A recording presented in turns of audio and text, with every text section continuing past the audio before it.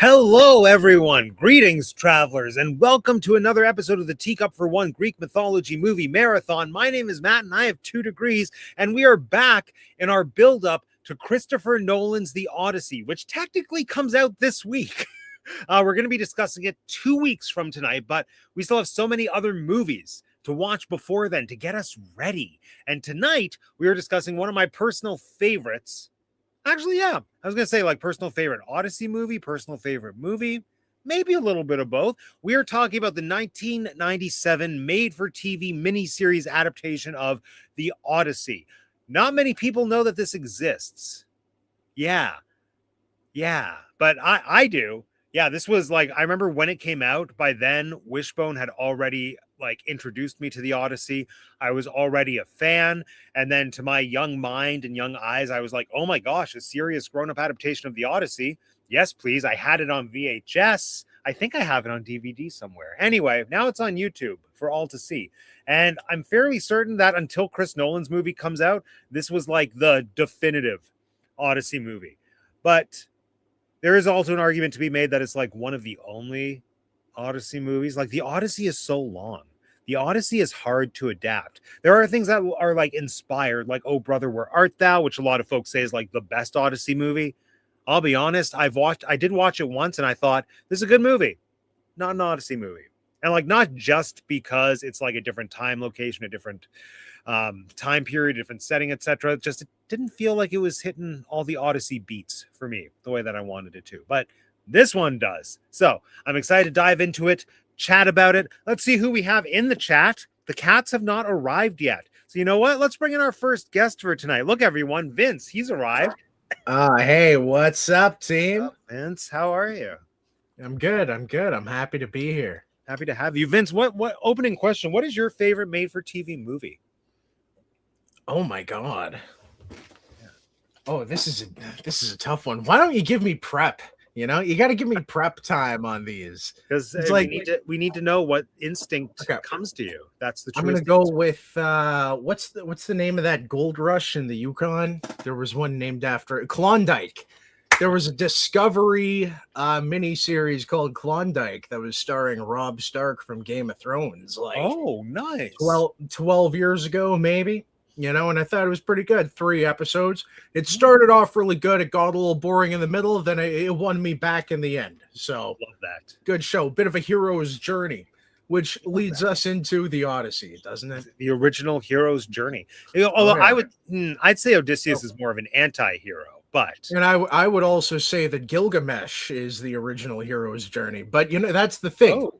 You know, we're going to keep finding older and older stories that predate the oldest story that we know of, you know, and we'll learn more about ourselves as a species in doing so. Exactly. And, you know, like the older it gets, the more you realize in so many ways, humans haven't changed.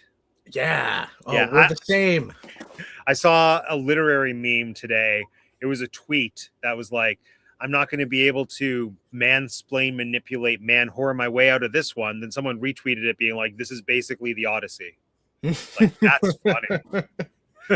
Hey, a king's got to do what a king's got to do. Does he? Okay.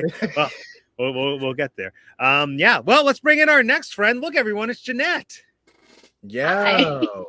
Jeanette, welcome. Yeah, same question. What's your favorite made-for-TV movie? Oh my gosh. Okay. I'm going to just count out DCOMs. I didn't even think of those. Yeah, count those. I'm counting DCOM because they're their own. We're thinking like multi-part serious drama, that sort of situation, or maybe musical, whatever, like something that's not a child's thing. Or supposed to be for children, but we know that we love them. Let me think about this for 2 seconds here. Because, you know what? I will go with this Lonesome Dove. What's this Lonesome Dove? Lonesome Dove is a fantastic Western that was a multi-part series that I remember that way because my mom had recordable VHSs, blank tapes, and that I got to write the labels for some of them for Lonesome Dove to put on the tape. And I did watch that many times, and that movie also taught me to be wary of water moccasins. So I appreciate I always appreciate fiction that teaches me a real life lesson. I'm there with you. I'm there with you. Cool. I have to say, for me, this rewatching this just brought up so many memories of my like teenagehood love for TV movies, which was definitely a thing that I didn't realize at the time. No, actually I did. I loved them so much, and I forgot about that. Specifically, the ones that were branded Hallmark Hall of Fame movies, which this one actually was. And not to be confused with Hallmark movies as they are now, which are all like Christmassy romance. Like they did some really weird outside the box literary adaptations, like that Alice in Wonderland movie that I love that everyone else hated that we watched a few years ago. That was one of them. Like that was a made for TV Hallmark Hall of Fame style movie. There was one that involved leprechauns and a banshee that I really enjoyed. There's also it really was the era of that, and it really gave birth to the serialized television series as we know it now. Yeah. Because like there really was there was no such thing as a platform really, other than like what cable company you subscribed to. But like there was nowhere to really do that. The internet wasn't reliable enough to have video on that you could watch like that. And so that's what we had was TV movies. There's also all the Stephen King ones. Oh yes, like It, original It. I think The Tempest, Langoliers. Yes, yeah. Another one that my mom watched that I think was a touch older than Lonesome Dove was The Thornbirds. I believe that was a made for TV. I'm pretty sure that was a multi-part series, like TV series. But yeah.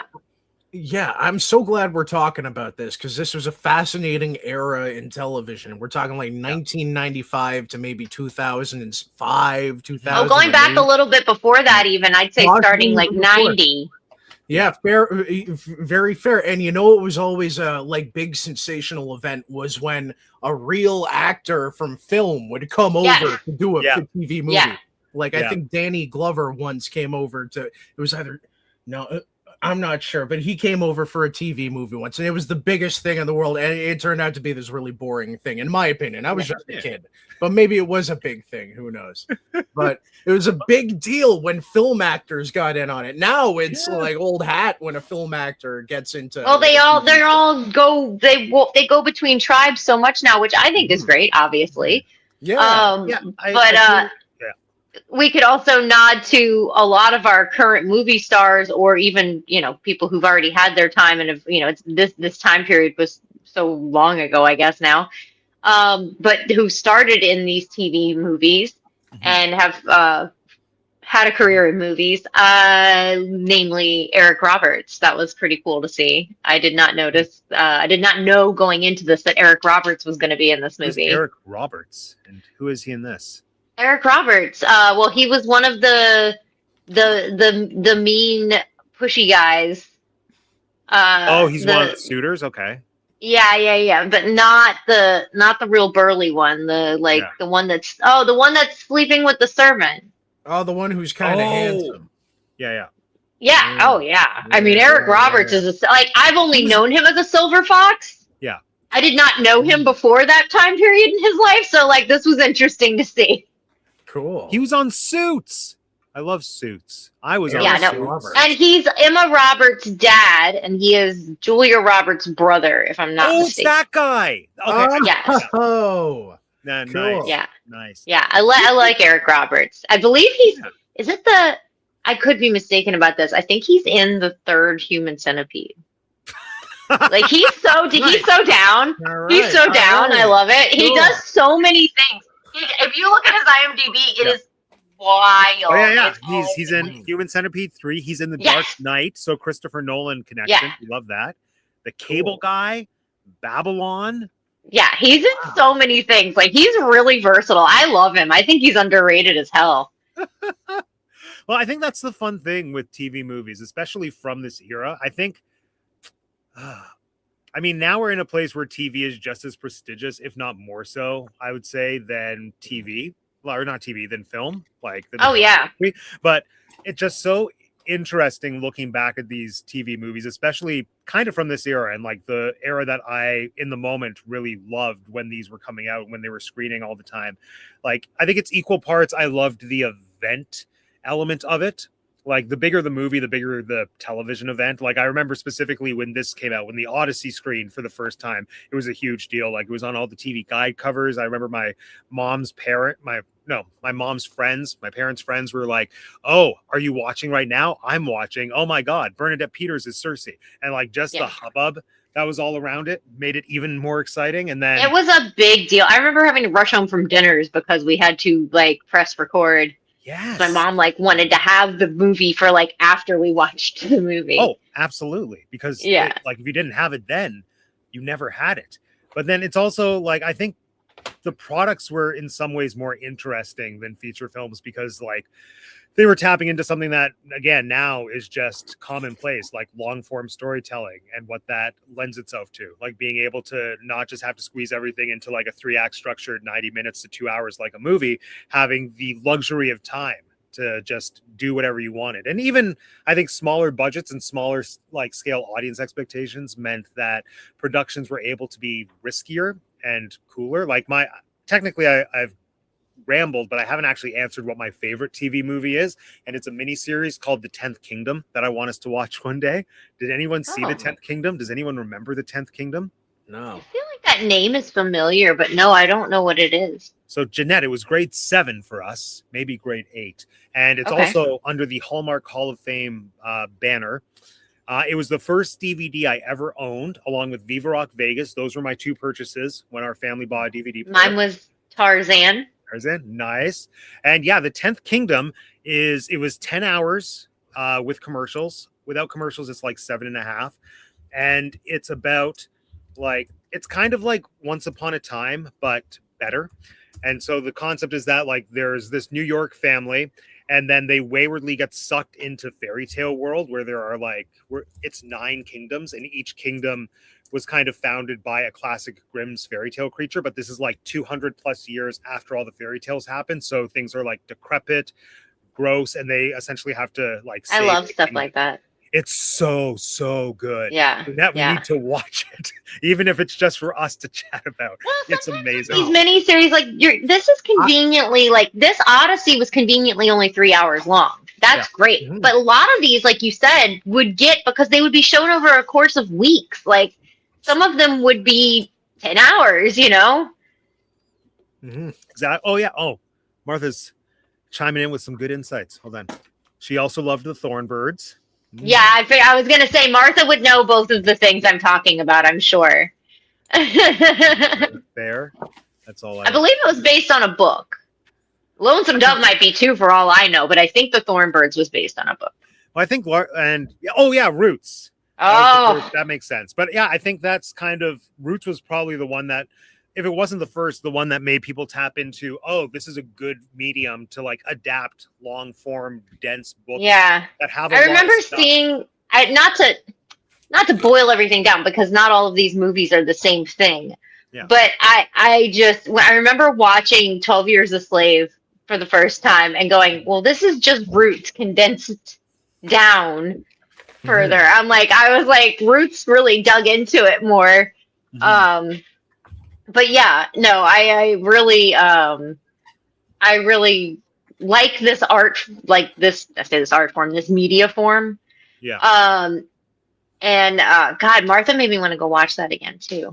Do it. I want to ask my mom when the last time she watched Lonesome Dove was, because she had them on VHS. I know nobody in my family owns a freaking VCR anymore. That's so sad. Everyone should have a VCR. Yeah. Yeah, I think about it sometimes. I'm like, maybe I should do it. Maybe. Not only should everyone have a VCR, but everyone should have a VCR head cleaner. Oh, I'm not that far gone. I don't have that. Oh, yeah, no. I should, though.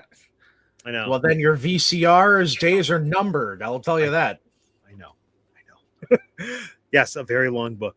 And actually, to that point, from my wiki research, there is another Odyssey miniseries that I think is actually from Greece, from the 70s maybe, and it's legit I think 17 parts, like 17 hours or so. And what they did was the way that the Odyssey is written, it's written into books or different poems, which are 17 or 20, and they essentially just did one episode per book to actually do it right, let's say. Hey, I'm changing my answer to that? Shogun, the original Shogun, starring Richard Chamberlain back in like the 70s. God, was Richard Chamberlain in every freaking TV movie, made for TV movie series? He was all over the place. Dick Chamberlain.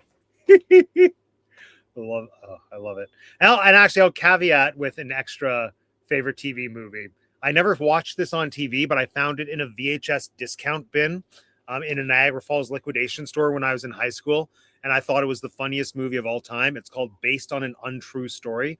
So it's a made-for-TV parody of made-for-TV movies that like sensationalize news stories. And so it stars Diane Keaton. I think no, not Diane Keaton. Another Diane. It stars another famous Diane. Lane? No, I need to find out now.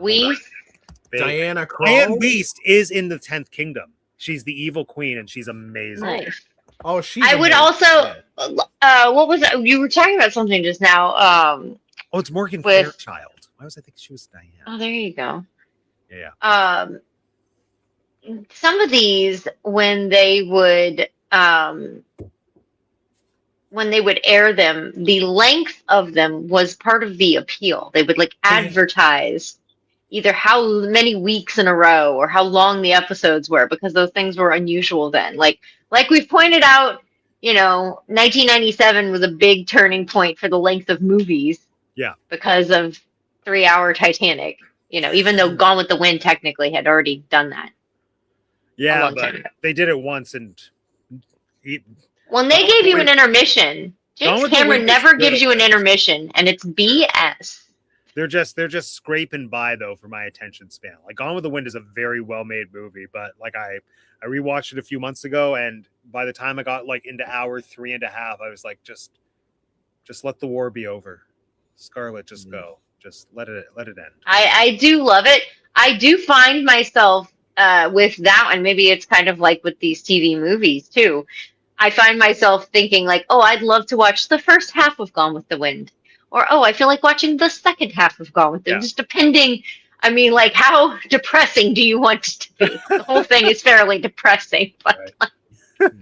Well, I think actually the pseudo segue, I think that's why the Odyssey, in my mind, is like good source material for this type of format. Like, granted, like it was only 2.5-hour long things, but the episodic nature of it, just the fact that he's jumping from like island to island, adventure to adventure, like if we think back to a time when this was on TV, even though it was like an event show, you could probably just turn it on at any point and then kind of follow along in whatever chapter you're in, because they're all kind of like self-contained little stories.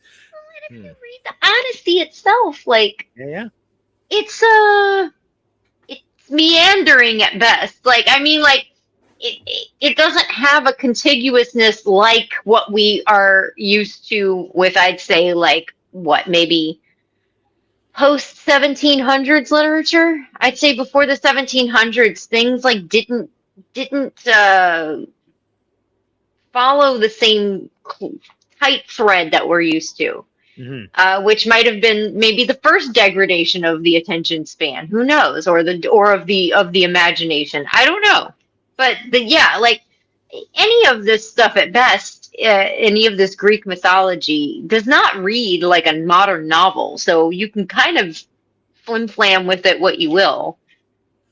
Yeah, and one thing that I think is really interesting about this adaptation, especially compared to the Nolan one, not that I haven't seen it obviously, but from what I've heard, is that this chose to go chronological, whereas the way that Nolan is doing it and the way that it's like literally written is very non-linear. I bought it, I've started to read it, and I need to try to finish it in like the next 3.5 days. But yeah, like the original story starts more or less at the end. Like it starts at that point when Telemachus is already an adult and he's like, Mom, why are these guys in the house? And she's like, just deal with it. We're waiting for your dad. And he's like, I'm going to go find Dad's friends. And he goes off on an adventure. And then Athena shows up, who's much more prevalent, at least in the first like quarter of the book that I've read. And yeah, but this movie just did such an interesting thing by just choosing to go in the linear direction, which I did the Cliff Notes thing with this after I watched it, and I just kind of like Googled like what's the major differences between the book, because it's been since 6th grade, right? Like I did not reread this like I have Anne Rice or Bret Easton Ellis. Did you read the Odyssey, like Beyond the Wishbone Odyssey? Oh, wow. I read the Odyssey, and what I always say, and they're two totally different stories. I mean, this is probably ridiculous. I would much rather reread Beowulf again than to reread the Odyssey. Beowulf was much better. They're, for all I know, they're 300 years apart. That might be like comparing Dracula and Bret Easton Ellis. I don't know. Like, I mean, it might be ridiculous. I am not a scholar on that at all. But I don't know. yeah, right. Like, I should do more research. But I looked up the major differences, and like we said, it's non-linear. I mean, it is linear. This one is, but the book is non-linear. Yeah. And there's more of Telemachus, which I thought we got a decent amount, but there's more of Telemachus. Yeah. And like you just mentioned, there's more meddling of the gods in the book than there is in this.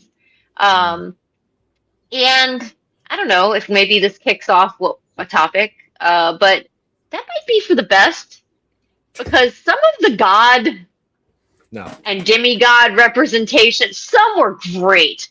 Yeah. Freaking Vanessa Williams, Oh yeah. like love it. What the frick was going on with that wind god guy? That was I love perfect. wind god guy. I What's love going that. on with that guy? Why That was so funny. He's from like the Jewish deli in New York. Yes. Yeah. What's going on here? What's wrong with that? The gods exist out of time and space, you know? That was so funny. King Oedipus, we're gonna get you back to Ithaca. I promise you. I was like, so good. And his little dingle legs. And the guy, he's like kicking his legs like a little. It was so funny. Because he's the wind god. He's gonna be wispy and like woo, you know. He was not wispy. He looked like a little toad. This was great. This is great. You know what I loved about this movie? It felt like Star Trek: The Next Generation. In terms of, oh my god. Well, just in terms of like the way. No, I get you. The special effects, the casting, the general feel, the Shakespearean. They would do some shit. They would do some stuff like that with that guy on Next Gen. And it's not uncommon for a Greek god to show up in Star Trek every now and then. No, it's really not. You're selling me on Star Trek again, yeah. It's really a Gene Roddenberry thing. I really am the target audience for this miniseries. I don't think I've said it yet, but I have nothing bad to say about this. Well, actually, one thing. We dove into it. Let's hear first impressions. Yeah. Let's go, Vince. Okay, I loved this. I have nothing bad to say about it except one thing: they left the dog out, and that broke my heart. But dogs are tough to work with. But I will say, considering the time period this was made, this would have been a great opportunity to get Wishbone as the dog. Oh.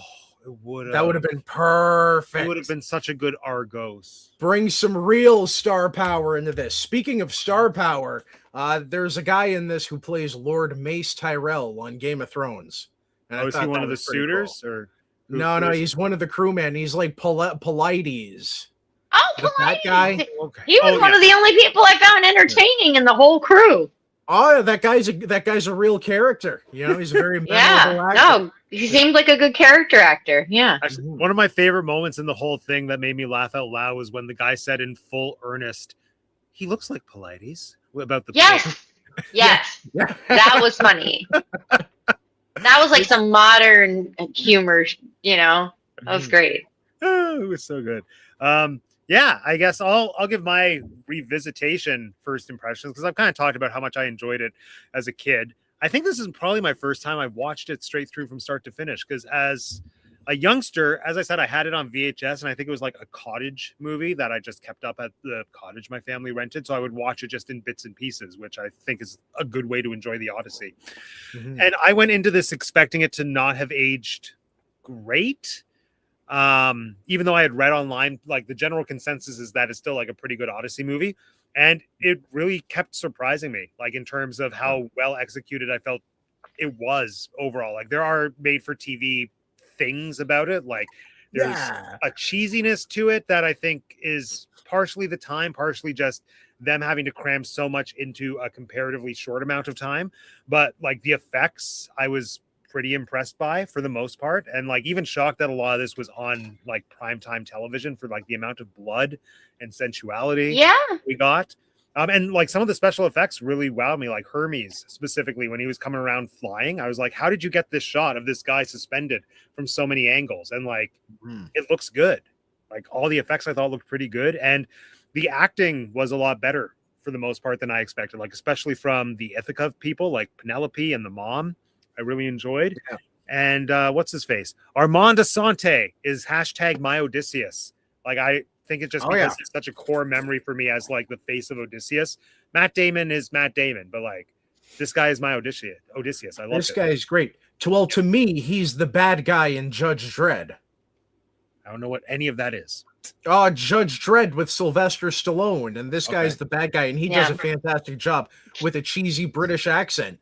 Does he originally have the British accent, or is this his real voice? He was born and raised in New York City. Oh my goodness! Yeah, so he probably sounds more like the Wind God. Exactly.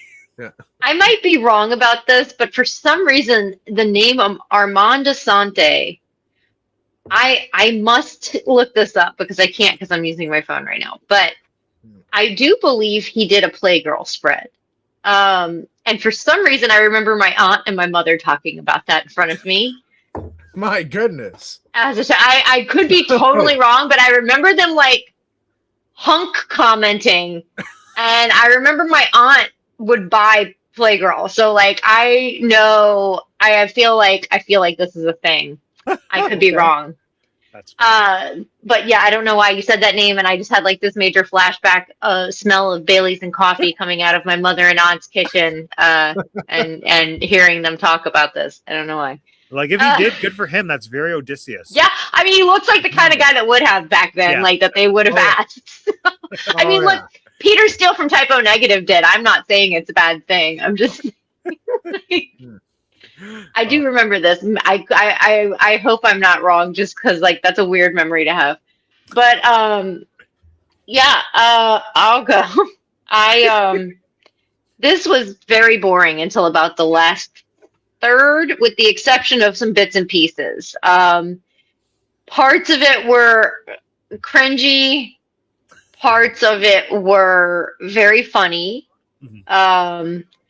And I think maybe just some of the special effects took me out of it a little bit. I wish more of it had been practical because it's 1997, so they had that choice, right? They had they went practical with the Cyclops. That was really cool. Yeah. That looked great. Yep. You mentioned the Langoliers, Vince. If anybody has seen even clips of the Langoliers, the CGI in that is not fantastic. It's not bad for the time, but it's not great. And I've also said on the show before, I use Spawn, which came out in 1997, as a yardstick for CGI in the 90s and on. Like I use it kind of like, where were we in comparison to this in 1997? And because that was kind of not great. It was bad already for the time. And so there was a scene. I don't know if it was supposed to be the Hydra. Whatever the thing with the Scalia. Yeah, it looked like lampreys. Yeah. So that looked to me exactly like the Langoliers CGI. Yeah, it did. It looked exactly like that. And then in some other scenes, they used like a green screen, like with the animals on Cersei's island. That was kind of weird. That kind of took me out. But they used real animals, and I was like, "Well, that's cool." But good. Well, I don't know. It was weird that they green screened them in. I'm like, I guess you can't have a lion, a baboon, and a bear in the same room. Like that's not going to work. That's not going to work. I get it, guys. Yeah. See, the only part where the CGI took me out was the underworld. That was where like my forgiving went away. Yeah, like, no, that looked very like fire ghosts look bad. Yeah, Come on. And I think at the time it probably would have looked very music video-y. Which isn't any better necessarily for something like this because it's nowhere near that sort of realm. Yeah. I don't know. This was better. I put Yawn Part 2 at the bottom. I think that this is better than last week for sure. But still I would rewatch the second half Interesting. I would not rewatch the first half. See, I feel like the first half is far. I love the first half. I found the second half more boring. Like I find the Ithaca stuff with the suitors and Telemachus and Penelope to be really dull. I'm like, show me more islands, show me more monsters and gods, and also like, yeah, the Trojan Cyclops was great. Yeah, Cyclops was great, but I liked. I don't know. I guess I just liked I loved the Calypso bit. And I do love the battle at the end. The freaking spear axe fight is like That was awesome. that's the type of like in a game I'm always, if you give me weapon choices, I'm always going to choose either like a pole weapon or a heavy flailing weapon. I'm not a big sword or gun or whatever fighter, so I really loved that. That was great. That was actually one of the parts where I thought this went really hard for a TV movie. Like when Telemachus just speared the guy into the wall. When he picked up arrow out of a body and they showed all like the gore on the tip before he shot it again. That was pretty great. Yeah, the Cyclops scene was gorier than I thought it was going to be too. I thought that they really went there with it as much as they could without paying an arm and a leg for special effects. An arm and a leg. They tore that guy to shreds. That was pretty good though. Yeah, he did the classic. Yeah. Oh my gosh, that part too. I know that whole sequence. Very, very Attack on Titan. Let me just turn around to take my bite. Yeah, but then he had the blood, and he had the bloody little guy. You saw like the drumstick legs. Just was like awesome. it was crazy. I did. There were definitely way more parts in this I liked than there was like 2 parts I liked in the movie last. Okay. This week, so that's good. Definitely far more, and of course, I'm always excited to see. Why do I always want to call her San Bernardino?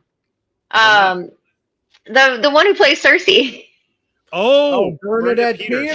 Wait, who's Sam? Love her. What? I always want to call Bernadette Peters San Bernardino. I don't know why. Oh, that's not like a character she played. That's just a name. No, it's her name. In my head, the name goes like that. I don't know. Actually, let's while we're here, let's just take this moment to talk about Bernadette Peters. Not just Bernadette Peters. I am curious to know, out of all the gods, who was your favorite? And I'm making a segue because mine is Bernadette Peters. Like, to me, that entire sequence and just her performance is the embodiment of how I want gods to be represented in stuff like this.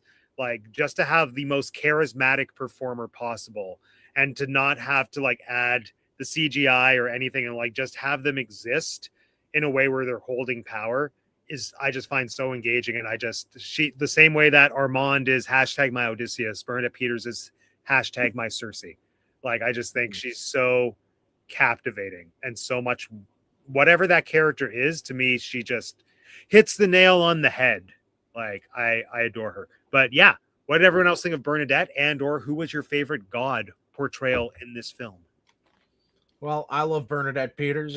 Sunday in the Park with George. She was the heart and soul of the production. What can I say? Not to undersell Mandy Patinkin or anything, but moving on. I gotta say, Aeolus really stole the show. Look, something about his voice, his attitude, possibly the. Listen, I'm willing to acknowledge the possibility he might be like the executive producer's cousin or something, and that's how he got the job. But, I thought he brought a very interesting and unique character to the table that's kind of necessary when you're giving us a bunch of different Greek gods. You got to change it up, or it becomes they all become one note. I don't want that. He could have played it the same way the guy played Hermes, and that would have... Right. That would have been oh, both these guys are the same. But no, one's from Brooklyn. And it's all the better for it. Yeah. I would want to note on the Hermes thing. You're right. The CGI for the time on that was great. But somebody needed to help Hermes with his makeup. That was some rotten, I don't know if it was rotten costuming, rotten makeup. I don't know what was going on. He looked like a cheap go-go dancer. I don't know what was happening. But he's just a golden god. He was a god of gold. God. Literally looked like his friends had dressed him up to go jump in the cage. I can't. I would say I want to nod to Isabella Rossellini again. They needed to take some of the gold off of Hermes and put it on her.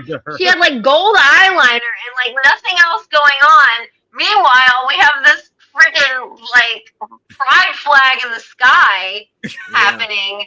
I don't know what's going on with him.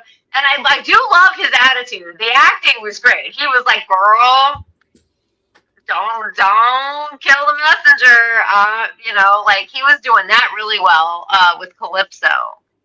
I would say Calypso is my favorite. I think that's pretty evident. Vanessa Williams in this movie is so great. I really love her so much.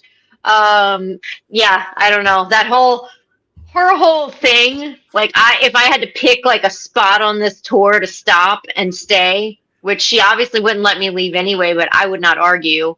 Like that place was gorgeous, and they were wearing the coolest outfits of anybody. Like I do. Spas and flowy dresses and cute sandals. Get out of here! I'm done. I love it. Little gold doodads in my hair. Even Odysseus, of all the iterations of Odysseus, this was the sexiest Odysseus, was when he was on Calypso's island with the little braids in his hair and little puka shells. He was extra tan, and he would have that very, like, la-ze-da attitude. She was like, hey, you gotta go, and he's like, why? I was like, I like this guy. He's good. Well, she knew what she wanted. She turned him into what she wanted. She was like, yeah, work with this. And then that's the other thing. I realized in that moment, I was like, oh, girl, you are the most powerful of any.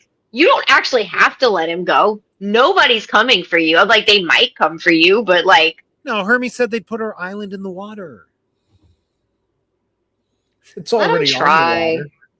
Let him try. I do wish her little sirens had been more siren-y, or whoever the sirens. I wanted more siren action, because like that was my favorite thing when I read the book, and they're. Oh yeah.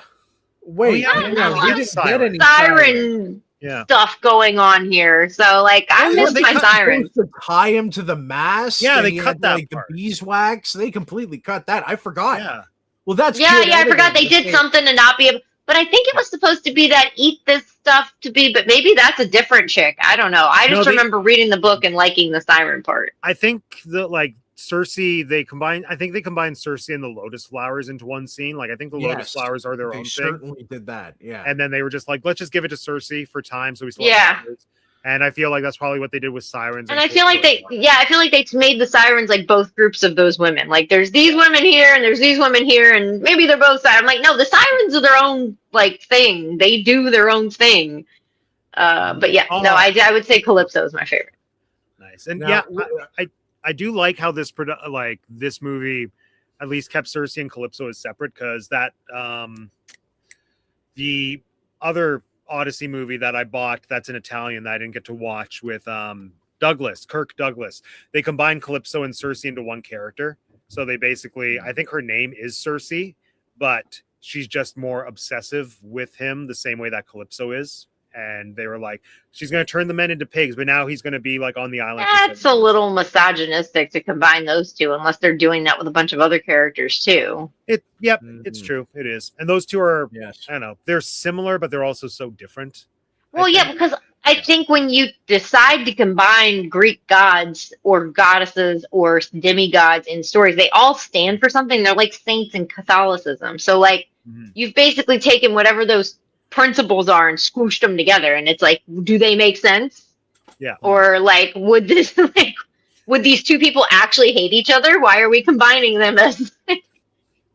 Yeah, and like that was my concern with the Christopher Nolan movie for a long time, was I was scared that Charlize Theron was playing a combination of the two, because for the longest time there was no confirmation that anyone was playing Cersei. I think they've said who it is now, so like she's her own character, which we love. Who is it? But it's someone who like. She's not super well known.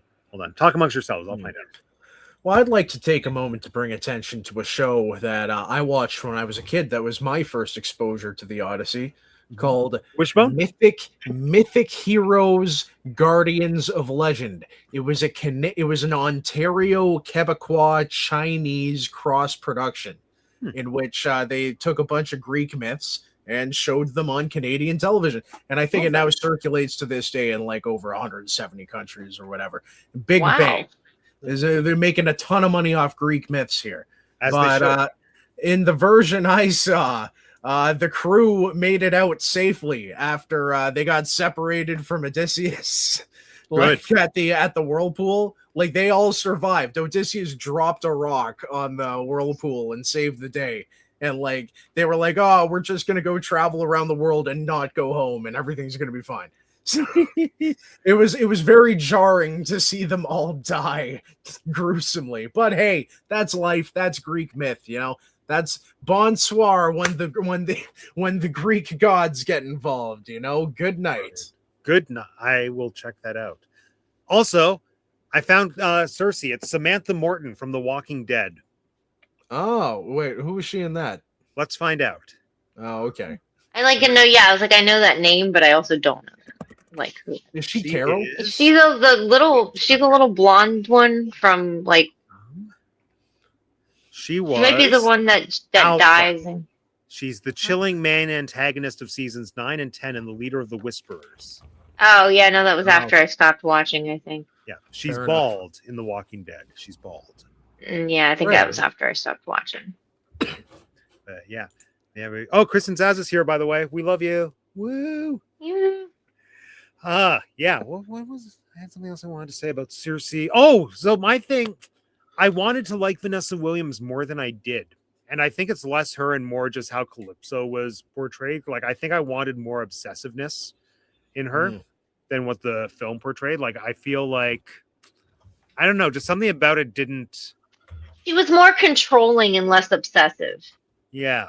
I look, at the end of the day, and I'm terrible that I don't know this woman's name, but the one that is Calypso in the Pirates of the Caribbean franchise. Oh, yeah. Freaking nailed it. Like, Is that supposed to be the same character? Or like one inspired by the other? Oh, shit. Okay, it's Calypso, cool, yeah. Cool. Calypso in general is like one of my the idea of Calypso is like one of my favorite, like, just characters. But she, to me, and I am maybe worse for the wear that I had seen that performance before I saw this one. I do love Vanessa Williams in this, but I mean that, you know, that is like the end all Calypso performance for me in the Pirates of the Caribbean. Yeah, I think what I'm missing is I'm missing the feeling of actual controlling / obsessive love, longingness. Like, she should be longing. That moment when she just says, "Go back to your Penelope." It just doesn't sit with, like, it felt like bad. She's too controlling and angry, and not longing and obsessive and like yearning. Yeah, and I feel like she is supposed to embody the feeling that the sailors have for their home. Like, that should be the same feeling, like the yearning and the obsession with, like, to me that should be the same almost feeling, you know. Cool. Yeah, I dig that. Yeah, and like they took out kind of one part that, again, I haven't read yet in the Odyssey, but something that I've read in the wiki pages or the Cole's notes about how when Hermes shows up, he's like, Zeus says you have to let him go, and then her retort is, how come Zeus can like go and pretend to be a swan and knock up all of these women, and all I want is just this one guy? Like, what's with the double standards? And then they're just like, well, it's the way it is. And I would have liked something. Oh, you mean like this whole story? Yes. About how this guy gets to hook up with 2 chicks and nobody brings it up when he goes home, but everybody's questioning this chick. So they're like, are you sure? Are you sure she's really, still with you? Are you sure? Like, I'm like, that was after the 4th person asked that about her. I was like, is this in the book? I don't know if this is in the book. I need to go. Who made these choices? This really is like sort of like a business trip, the ancient equivalent of a business trip affair. Okay, fantasy. See, you said it. You said it. I didn't. Yeah. I was gonna make the joke. I was gonna make the joke that Aaron's on a business trip. oh no! And I was like, I'm in the middle of my own Odyssey. craft. Show us your tapestry, Jeanette. How far along my is the tapestry? tapestry? You mean the dishes I did today? Oh my gosh. Well, yeah, let's talk about the whole Penelope thing. Because like, what a wild just concept that Homer created, where it's like she's just going to be crafting. She's just going to be in her room, making a craft, and the guys. Yeah, but I like that it was only a scheme. She wasn't doing it to begin with. She was like, I'm going to go do this thing now. Her. I just think it's so crazy that, like, whether she was like using it as a scheme or not, just that this entire, like, this hall full of ravenous, impatient, horrible guys are just like, oh, okay, you want to finish your craft? We'll wait. It's like, you're taking a long time, Penelope. Well, and that's what I'm saying with these, like, these Greek poems / epics.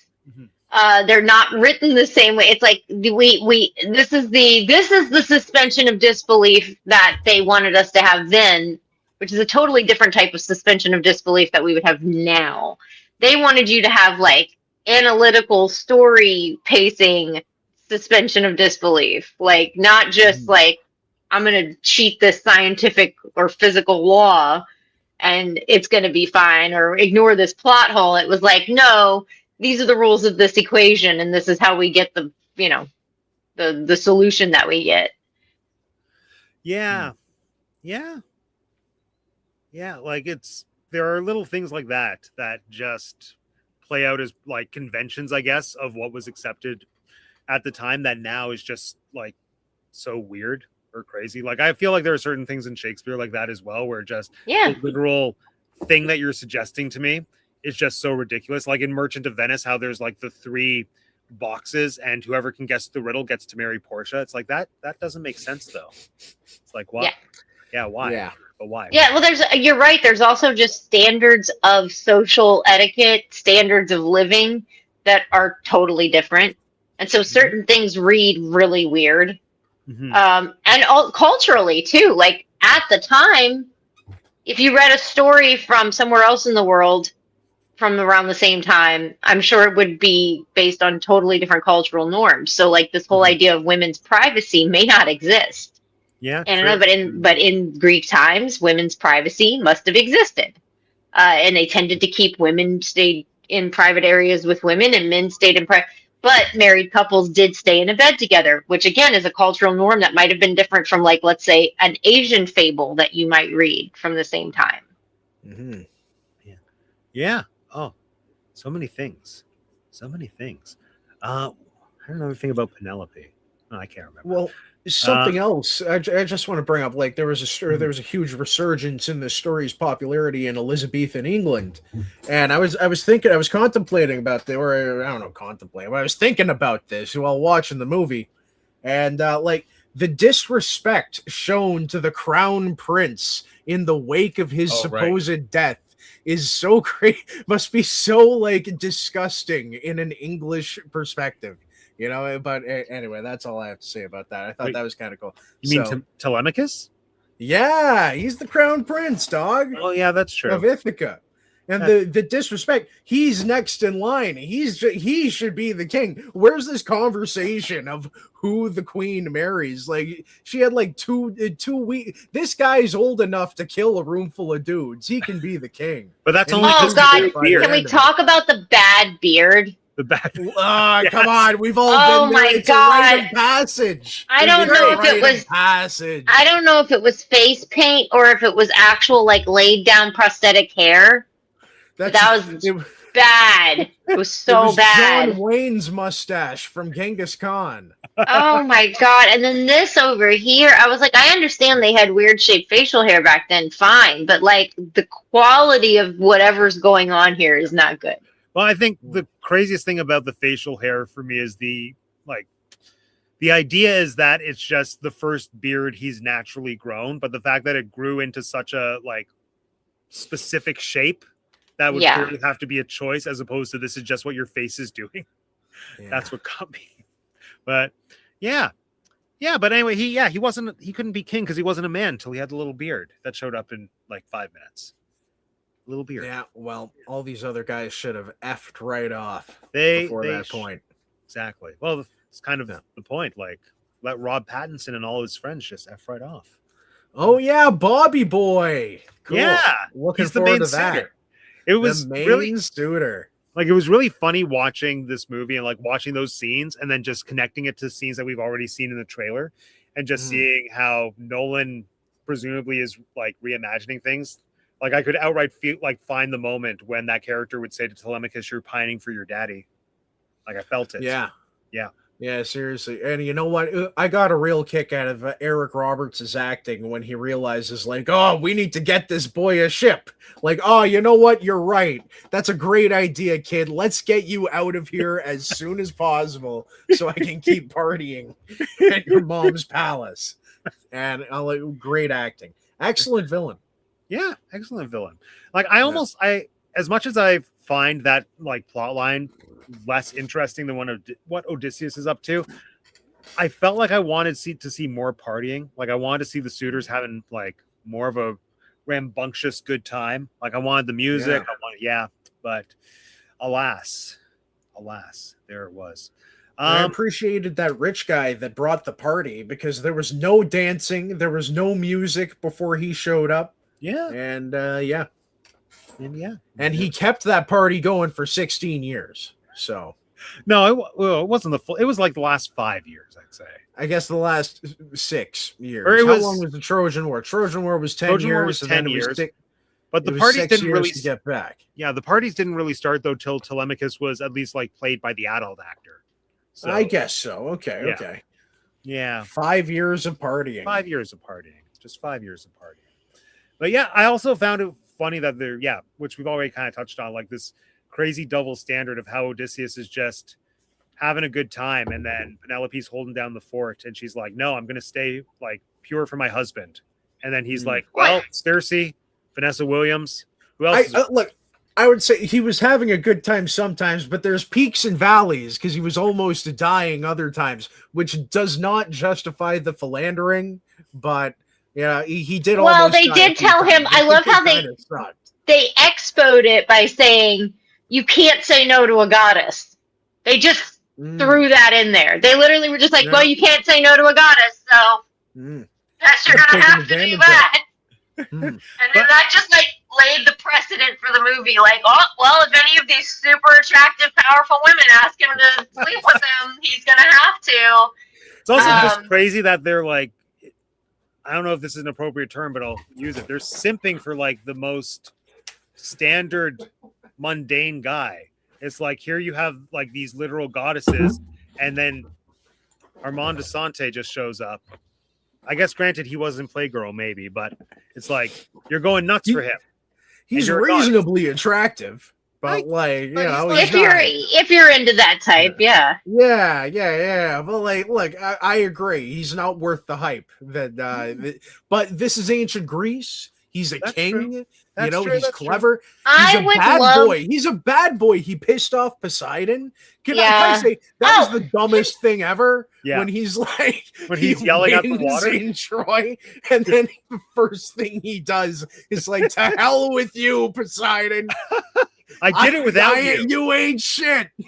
I hate that we literally got to see a physical embodiment of every other god except Poseidon, including the wind god, who was portrayed the same way as Poseidon at first, and we could have left it at that, but we had to bring in the guy.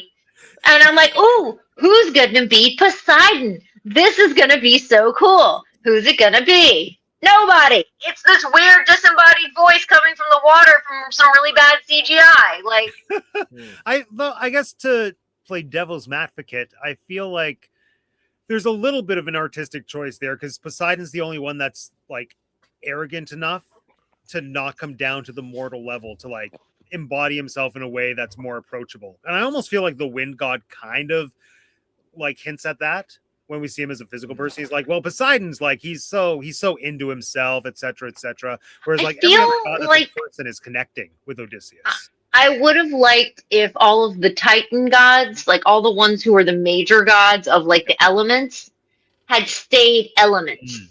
Like I need to see Athena because I can't see her things that she stands for, right? Like I need to see Hermes. I need to see some of these, but like, I would really love if the ones who were elemental gods stayed that way, or if we got to see everyone. I also, I'm sure behind the scenes of this is not as easy to find as like a feature film. I'd love to know if maybe someone they had tried to find a Poseidon and decided not to. Maybe they did. Maybe they filmed scenes and they were cut. You know, we may never know that. I also would really love to know if there had been any other casting considerations for Odysseus. My first thought for Poseidon is Danny DeVito and Water Wings, but that Look, probably in this movie would have taken away from the moment. That when God's voice. I mean, I don't even care about how that man looked. That voice took me out of it. I literally was on the treadmill and had to like step my feet onto the little non-moving platforms on the side. So I was like, my god, what the frick is going on right now? And I like rewound it. I was like, what happened? I'm so glad you mentioned that, Jeanette, because I too watched most of this two-parter on a treadmill, and that added to the experience. I think that's the best way to consume it, because I felt the journey. That's why it felt so long for you, by the way, because we were on treadmills. That's why I gave it the benefit of the doubt. I told Matt that I usually watch my movies on the treadmills, fine, whatever, but I only do treadmill for about 20 to 30 minutes, right? So over 2 days, that's an hour, depends on how long our movie is, right? But today, because I had to finish it and my week had been busy, I was bringing it on every machine and like setting it up in front of me, like on the machine. And so I was kind of like getting like, I'm seeing the rowing and I'm like, whoa. Also, can we talk about how all these movies are just, again, I really wish I was a gay man. Like, I just really wish I was a gay man watching these movies because it is just boatloads of salty, wet, topless, mostly bottomless men. Like, I was kind of, okay, this scene where he's starting to get it on with Calypso, I'm looking around a bit because it starts to look like I'm watching low-budget adult film. It's right. And I'm like, oh man, I can't be doing this in public. But starring Vanessa Williams, I gotta skip ahead a few. Yeah. No, but not in the YouTube 480p, unfortunately. Yeah, no, I just was like, literally, honestly, to me, it's the scenes of the men in the boat. I'm like, this is a lot.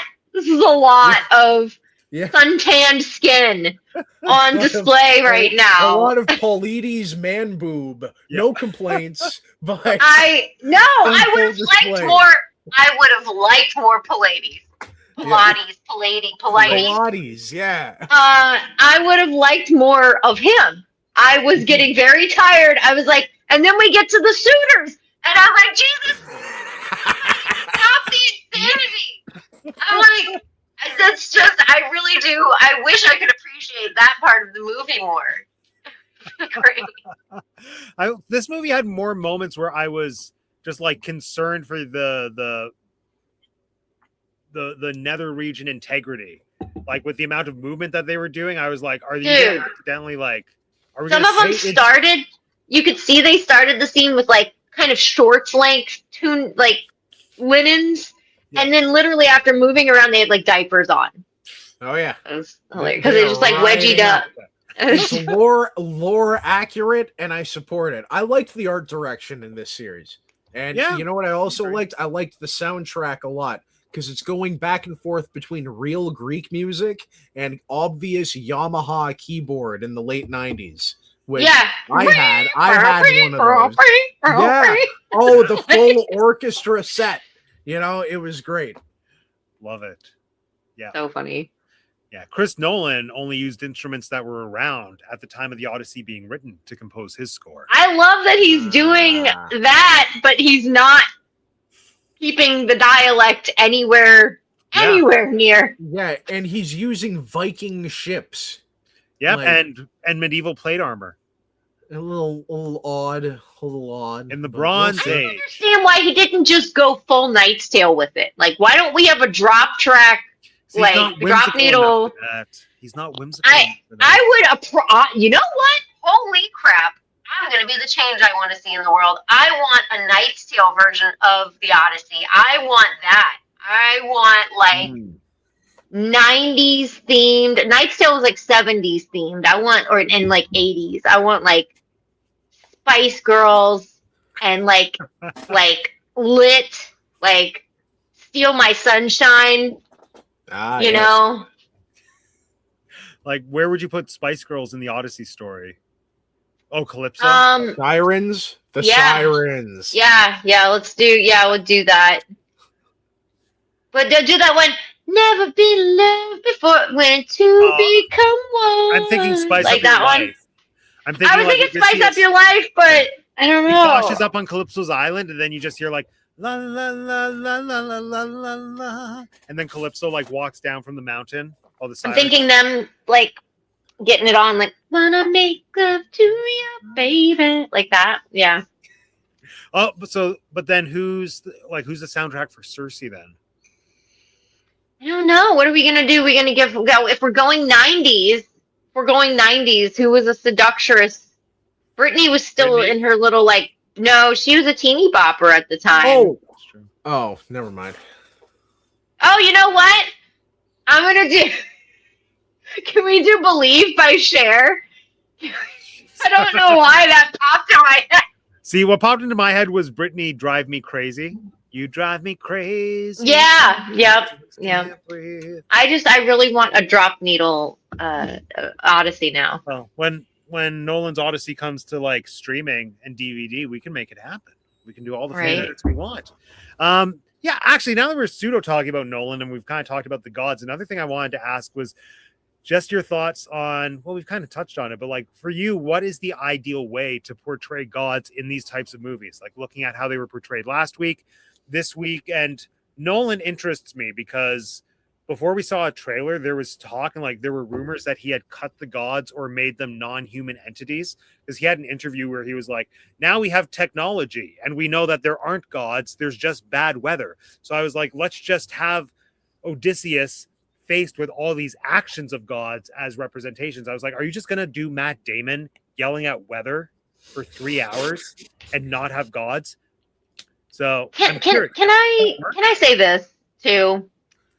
If this Odyssey works and everybody loves it and everybody's kissing Matt Damon's butt, I am going to personally feel very slighted, because what the hell was wrong with the last duel for you people then? What was wrong with it? There was nothing wrong with it. It's a fantastic. Keep forgetting about the last duel. What is the last duel? I've never spoken ill of the last duel. I just haven't seen it. It's freaking great, and if everybody kisses Matt Damon's butt over this, I'm going to be so mad. They will. Well, speaking of the casting, but it was Ridley Scott. Last duel was Ridley Scott. Well, it seems here that they've cast for the role of Aeolus in Christopher Nolan's The Odyssey is John Danny Lovitz. DeVito. What? Stop it! John Lovitz. No, it's not. No, it's Stop. I would love that. I love John Lovitz, by the way. Keeping in true nature. We have to. No. He got Mel Brooks on his 99th birthday. Oh my god. He got Mel Brooks as yogurt. Yogurt. I hate yogurt. Even with strawberries. Yeah. Funny. Oh, we have to do that one when that comes out too. The new Spaceballs. 100. Oh hell yeah! I wanted to do that. God. I wanted to do original Spaceballs on May 4th for years. It's just I always forget. Well, and you know what? They're probably. I would guess it's probably going to come out around that time next year. It had better. But yeah, how do we like seeing gods portrayed? Would anyone actually enjoy to see Chris Nolan's movie where there are no gods and only weather? I would see that as a modern take. Mm-hmm. I don't know that I would see it as Nolan's take, but I would see that as a modern take. I know I've referenced this before, and I think it's Lauren that's watched it. I don't, Vince, have you seen Chaos on Netflix? No. So the show Chaos, I've referenced it on here last week. It is, I guess it's kind of rough because this is not a different time period. This is the time period it was meant to be in. So like maybe this doesn't translate, but Maybe it does, because chaos depicts the gods as very human. I get, like, they are human represented and they can do things, but they have emotions, which is what those gods are supposed to be. Those gods are all kind of ruled by their emotions, really. Those gods are not, like, they're not like obviously not like the Christian God. They're also not like Egyptian gods. Egyptian gods aren't emotional. They rule like one thing and they do it and that's it. Greek gods are very emotional. Yeah. And chaos really depicts the gods as caricatures of themselves, but like as a modern human being. And again, that they have placed it in. Chaos is not set in any one time period, though. It's supposed to be, I guess, modern, but like it's like this amorphous time because it's on this weird timeline where like all the gods actually exist and have existed, and like that is the predominant religion in the world because these gods present themselves to the humans occasionally. So like that's what I like, is like this very grounded, I guess, take on the gods. I felt like this movie did a very hodgepodgey, like Athena's very real, Hermes is this weird thing, and like they all just had their own type. There was no like type, and I like rules in my world building. Like, elementals do this, and then these do this. Mm-hmm. I know we're going to revisit this conversation next week with Troy. We're doing Troy because Troy's the opposite. Right? Troy shows us what it's like with no gods. Absolutely. I think the only way to do a Greek myth is by doing heavy god involvement and depicting them as either, well, some of them are merciless, some of them are kind of loving. Yeah. Most of them are just playing with us. They use us for amusement. And we use the gods as an excuse to blame misfortune and inconvenience and tragedy, And so, like, look, when you're depicting one of these Greek gods on screen, I want them to be like sort of the extremes of human characteristics, and I want them to play around with us. I would like, and have either of you guys ever seen Death Note? There's a character in Death Note who's a god of death, and he's clearly just playing around, and he's along for the ride, and he's indifferent to our struggle. That's the way to do it. The way Zack Snyder depicts his superheroes, I don't like that. But if he was doing them, if he was making a film about Greek gods, that's the way to do it. Yeah, that's a great way to put it. That's a wonderful way to put it. And he kind of did with Watchmen. Okay. I feel like Mr. Metropolis, or was that his name, Mr. No, Mr. the blue guy, the blue guy, Mr. Manhattan. There you go. I feel like he is like that. He went to medical school. Come on. He went to put some respect on that name, Dr. Manhattan. I feel like he did that with that character. Yeah, for sure.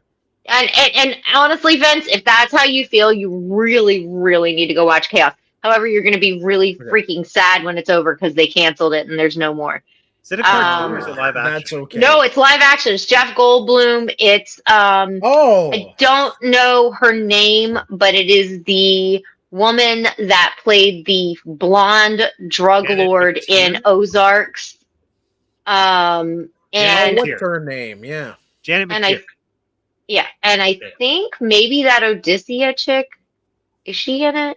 Let's see. Maybe there's a girl who looks just like her. Billie Piper from Doctor Who. We love her. Oh, I love Billie Piper. Oh, she is. Yeah, she's in it. But the whole it's just there's a guy who plays Poseidon who's really great. There's also God, who plays? There's somebody high up.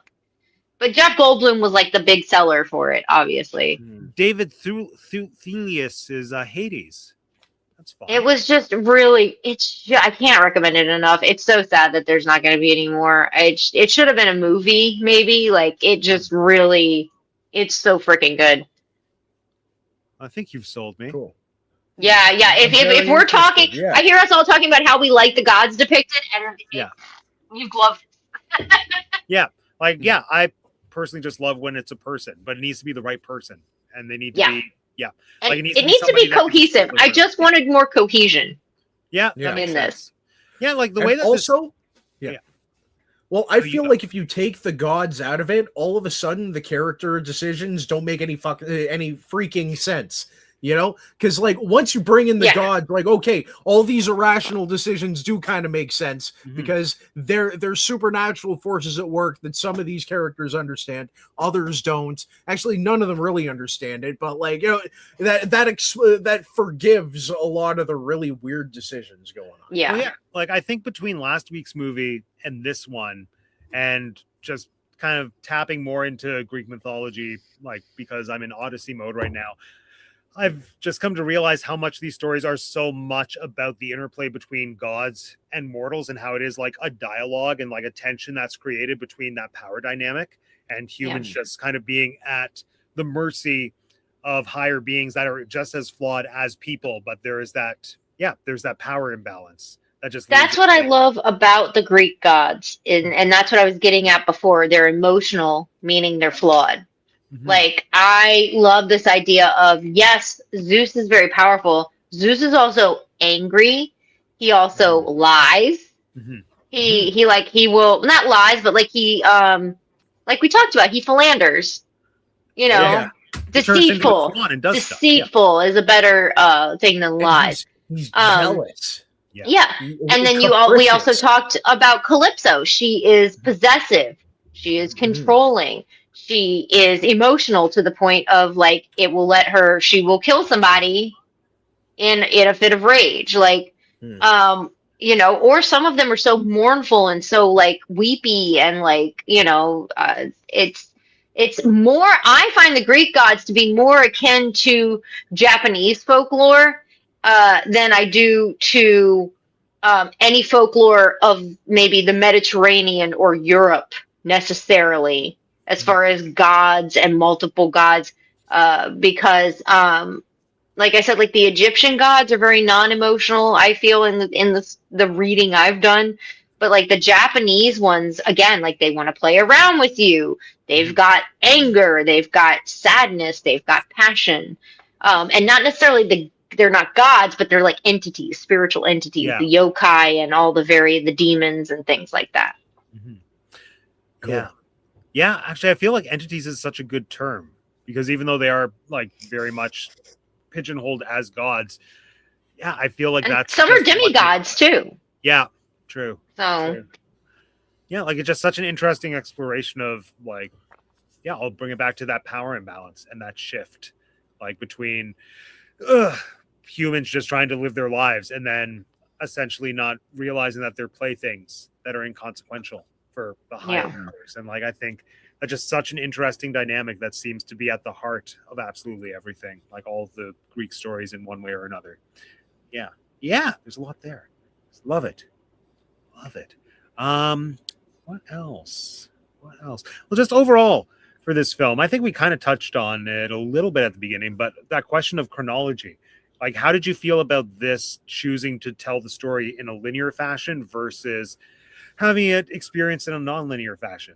Like I don't necessarily know that one is more effective than the other, but I do feel like there's a notable difference in how you experience the story in one way. I'll be honest, this is the only way I've ever experienced it. Ooh, interesting. Yeah. I didn't even know that's the original telling of it. I'm kind of uncultured swine in that regard. But what my mind goes to is like when I did a Star Wars movie marathon just for myself, like not with anyone else. One year I watched it in the machete order because that was what the internet was all over. Where it was like start with episode 4 or whatever, then flash back to the prequels, then come back and like catch up with the originals. And then the following year, or maybe 2 years later, when Last Jedi was coming out, I decided to do a chronological watch, and just the way that I experienced the story was totally different because in like machete order, it kind of frames it with Luke's story being the main thing, like the bookends, and then it treats everything else as just like a flashback, but Luke is so much the heart of it. But then doing chronologically, it was like it wasn't any one character, it was just here's the big scope of a history that you're watching and experiencing. What about C-3PO and R2-D2? Don't they become the main characters? No. Oh, what do you mean they're just kind of there? They're the best freaking part of the story. They're the best part of the movies, except like it's not their story. They're just kind of watching helplessly.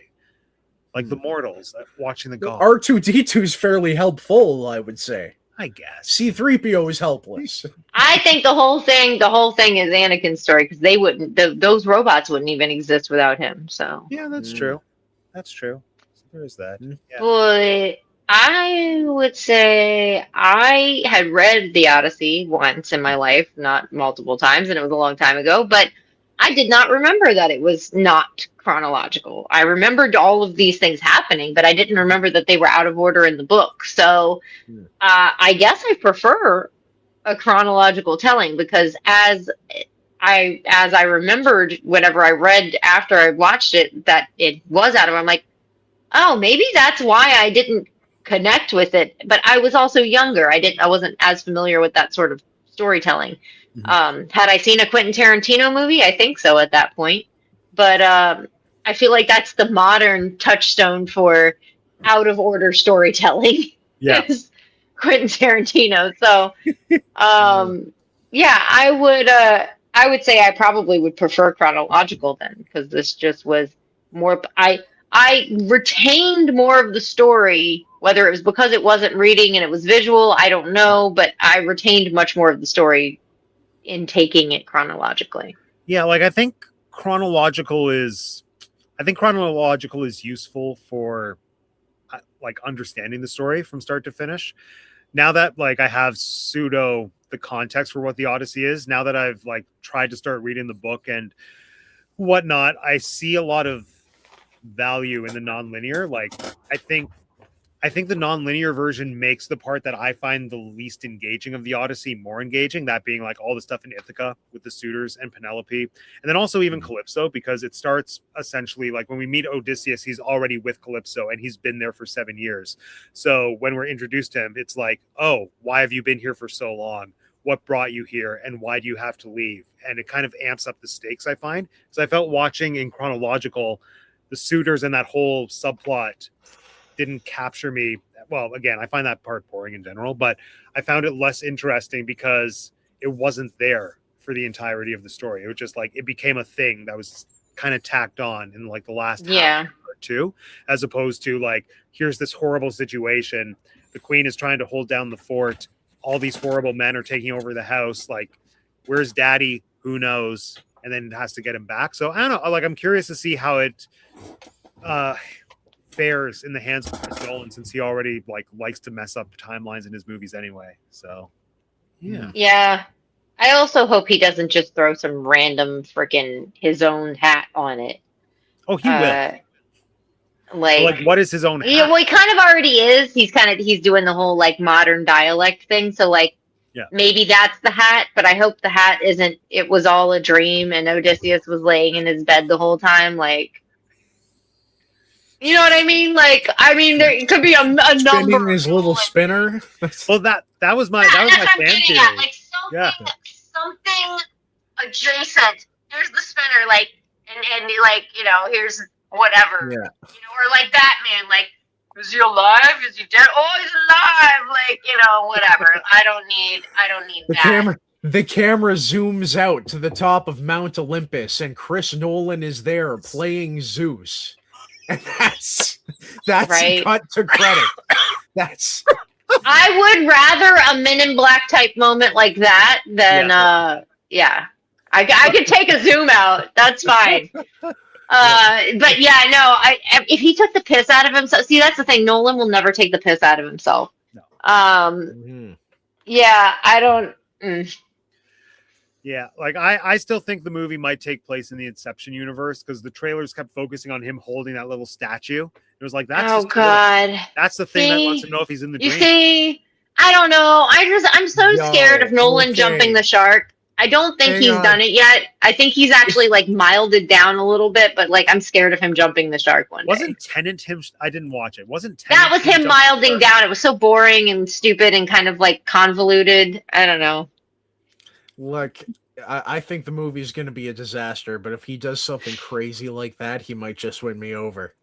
I don't know. See, I don't know if it's going to be a disaster or a train wreck. A train wreck is entertaining to watch, yes? So, like, stop that train. I just need it to be entertaining. Yeah. I would love for it to actually be good. Well, Let's hope. Let's hope. Fingers crossed. Fingers crossed. Well, I'm excited to see it. Even still, I think what we watched like for this week might remain as my favorite Odyssey movie, if only for nostalgia purposes. But I also think like it has this colorful, fun quality to it in some scenes, especially with the gods, that I don't think Nolan would ever let himself dabble in. That was a very 90s look, too. That fell into that whole, we've talked about it on this channel, and it very much in the Bernadette Peters and the Vanessa Williams scenes, that whole stars and moons and navy blue and gold and like all of that like esoteric, occulty looking candles and brass and black metal and all of that. Like it's all a part of that world, and it still looks good. It's very of the time, but it looks great. Yeah. Like it's also just so interesting comparing Calypso's Island in this movie to like the snippet we saw in the trailer with Charlize Theron, just like walking down the beach, also looking like as dirty as Odysseus, even though she's a god. Like, yeah, I don't know. I can't see Charlize Theron and in that get up without. I don't know if y'all know what J'adore is by Christian Dior. It's a famous perfume, and she's been the J'adore girl for like 20 years. So and it looks like a J'adore commercial. If you look up any J'adore commercial, and she's walking out of water with like gold jewelry on her like this, and I'm like, oh, she's just playing her Christian Dior perfume girl. Like, that's what she's doing. What are the chances that Nolan saw one of those commercials and thought, that's my Calypso? Has to be. Also, is she Calypso or Circe? She's Calypso. Oh, I don't like that. Calypso should be black. Actually, yeah. I mean, I hate to be. We argue about these are fictional characters. They can be people of other colors. Yes, sure. Okay, great, wonderful. Convince me, Charlize Theron, because I just, yeah, that's J'adore. That's J'adore, and that's one on the beach. A lot of times she's in like literally like an Egyptian or Greek looking palace, walking out of like a pool. It's hilarious. I'm like, oh yeah. Wow. Like, oh my god. That's J'adore. Yeah. I legit thought you pulled up a screenshot from the trailer, Vince. That was hilarious. Oh my god. Well, it's perfect. It is good casting. Whoever did that was like banger. Yep, on an island. But like Nolan's casting, I don't know. I feel like in so many cases, I don't think any of them are bad choices, but I think there were other choices. He's not great at female casting. He's fantastic at male casting. But Matt Damon, why is Matt Damon to me is not Odysseus? Yeah, you know who is Odysseus? Because he saw the last duel. That's why. What? I decided who the best Odysseus of our time is while watching this miniseries, and it's Matthew McConaughey. Oh Jesus! Please don't. No. Oh yes. Come on. Oh yes. Actually, and stick with the accent. Gosh, yes. I don't even care. I think you do a very good job. I can't tell if you're joking or not, Vince. Not joking. I could get because Shakespearean dialogue read in a Southern accent is wonderful. Yeah. Well, yeah, because British and Southern are actually absolutely two sides of the same coin. But like Matthew McConaughey. And God, I want to think of somebody better right now so bad because I freaking hate that idea. Oh well, see, my choice was Christian Bale. Christian Bale, Batman. Yeah, well, I was gonna say Christian Bale, but I think of Christian Bale for everything, so I thought maybe that was just not. Yeah, or Hugh Jackman. No disagreement from me, but like I'm going out on a limb here with McConaughey. Can I counter you here? I would actually say I would have just swapped some casting in this movie that's coming out from Nolan. Pattinson should have been Odysseus. He has that. He has those eyes. He has those longing eyes. But I don't see Pattinson. Well, actually, I feel like he can do most things. But he can. I'm so like I hate Twilight. I just think he's a great actor. I think he's fantastic. I feel like Pattinson doesn't have that withered warrior vibe to him. Like, he could. Have you not seen? You haven't seen The Lighthouse? No. Go watch The Lighthouse. He's got withered warrior energy. No, but I also think he's warrior energy. Now we're talking about John Bernthal, who's also in the cast. Oh God, forget that guy. Odysseus. Ew, I don't like that guy. I was He convinced brings that the John Punisher Bernthal was going to be energy. the Rob Pattinson character because John Bernthal has big, like, gross Odysseus wife suitor energy. That's what I thought. Yeah, I was like, he's going to be the leader of those Who's guys. he, And he's who not. is he Yeah, playing? Who is Shane. he? That's just I think he's Shane. Menelaus. I think he's the king. Menelaus. I think he's Menelaus. Yeah. Oh.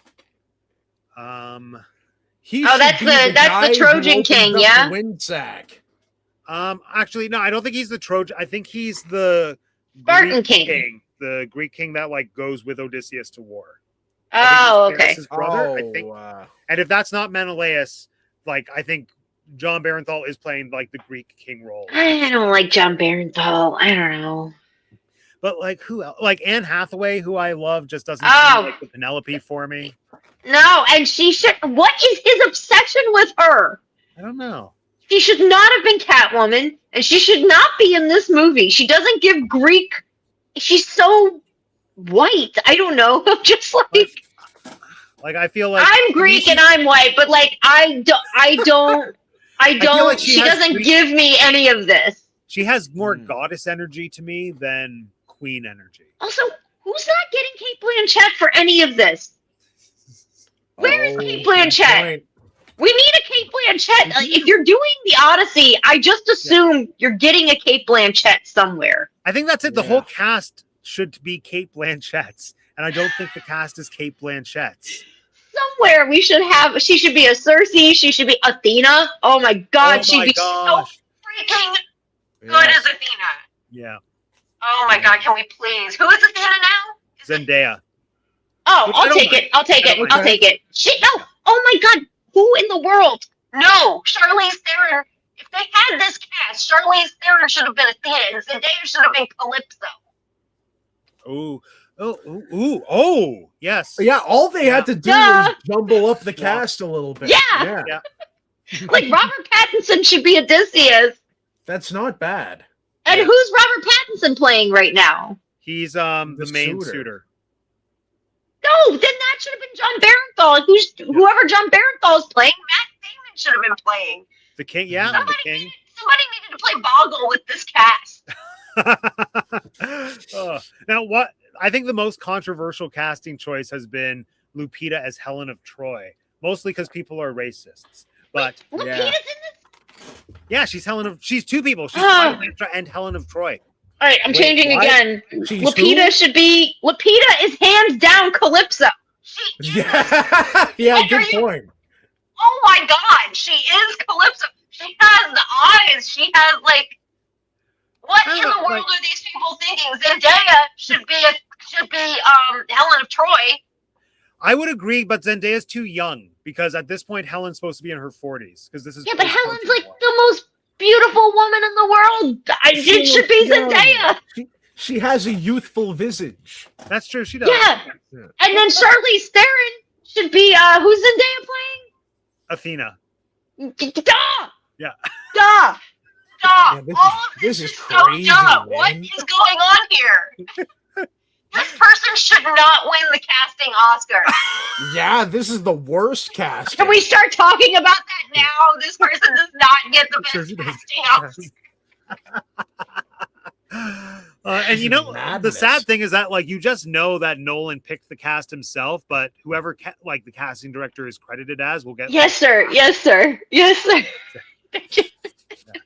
But no, like I will defend Lupita's casting just if only because of all the bad discourse. She is gorgeous. I'll give it to her. She is absolutely gorgeous. But I do think Zendaya should be Helen of Troy. She should be Calypso, and Charlize Theron should be Athena. I just feel like if you gave me those names and those roles, I would draw those lines and I would get an A+. Like it's from Zeus himself. Yeah. The same thing with the men's names. I feel like if this was a test and you gave me a multiple choice and we had to do it that way, I'd feel like, oh, I definitely aced that. And then I'd get my scores back and be like, what? Yeah. And that was the crazy thing was like the casting for this movie was announced years ago before people even knew what the movie was. Yeah. Just like, this person signed on to Chris Nolan's movie. Then whispers started of like, oh, wait, he's doing an Odyssey movie. And then the rumor started like, well, let's match all these people to roles. Then the actual casting came out. It was like, what? Also, if the idea is that Helen of Troy is aged, like by any means, Charlize Theron is the oldest of those three women, and Yeah. why would you? But also, get Penelope Cruz at that point. Well, maybe. Yeah. Like part of it. Yeah, I mean, also is, it's obviously colorblind casting, which is great. So yes, obviously, go get somebody who has an accent. Who cares? Yeah. But I was about to say, I question if Charlize would be able to play both roles, because like Lupita's playing Helen, but also Helen's sister Clytemnestra, who are two very different people. But also Charlize has an Oscar, so like Charlize can do anything. So there we go. Yeah. Oh, also, Kristen made this Catwoman comment, which I thought was funny. I did. I love Anne Hathaway, and I love Catwoman. Mm-hmm. That did not work. It was bad. Oh, this is a good question. If it was Tim Burton, who would Helena Bonham Carter play? I think Tim Burton's Odyssey. Can you imagine? Stop it! Now I've got to go to. I've just got to like. Oh, you just made me want to use AI. Stop. Yeah, totally. Actually, no, Johnny Depp would be Odysseus, and Helena would be every woman. Every female god would just be Helena Bonham Carter. No, I do think he'd make her Athena, and then I do think he would. I think he would make Winona Ryder like Cersei or something, and maybe even Winona be Penelope, or no? Yeah, maybe at this point. Yeah. I don't know, because he's got his new girl, but I don't like that girl. So You mean Wednesday? You don't like Wednesday? No, Jenna Ortega. I'll take a Jenna Ortega. That's great.